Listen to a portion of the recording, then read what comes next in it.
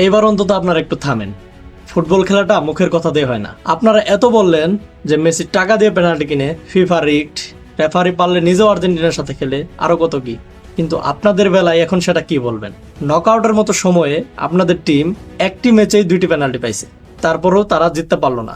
এমনকি ম্যাচের দিকে লক্ষ্য করলে দেখবেন, যখন দ্বিতীয় পেনাল্টিটা পাইছে তখন হচ্ছে অলরেডি ম্যাচের অতিরিক্ত সময় শেষ হয়ে প্রায় 1 মিনিট চলে গেছে। তারপরে গিয়ে নেইমার পেনাল্টি শুট করে গোল করছে। আমি বলছি না যে এটা ফেয়ার না, ফুটবলের মধ্যে এগুলোও চলে, কিন্তু একটিবার চিন্তা করেন, ঠিক একই বিষয়টা যদি আর্জেন্টিনার সাথে হতো তাহলে আপনারা ফেসবুকে কি শুরু করতেন? কোচ কিছু করে নাই, ফিফা এটা নিয়ে টোটালি প্ল্যান।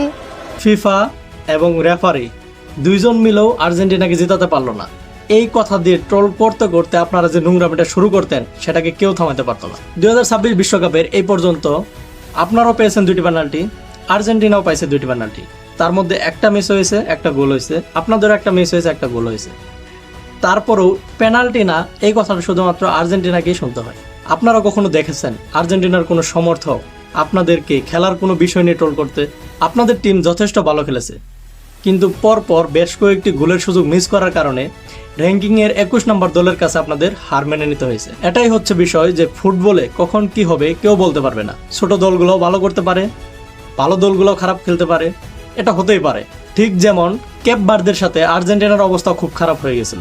বিশ্বকাপে ছোট দল বলতে কিছু হয় না, যারাই বিশ্বকাপ খেলতে আসে তারাই নিজেদের যোগ্যতা দিয়ে বিশ্বকাপে কোয়ালিফাই করে তারপর খেলতে আসে। সবারই চেষ্টা থাকে ম্যাচ জেতার। মানে বিষয়টা হচ্ছে যত দোষ নন্দ ঘোষ, সব দোষ আর্জেন্টিনার। কিছু একটা হলেই ফিফা রিগড, মেসি টাকা দিয়ে পেনাল্টি কিনে, রেফারি টাকা খাইছে।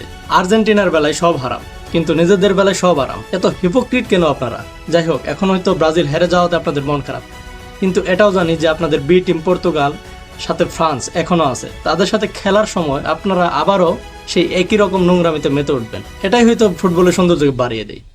2030 সালের জন্য শুভকামনা রইল আপনাদের প্রতি। ধন্যবাদ।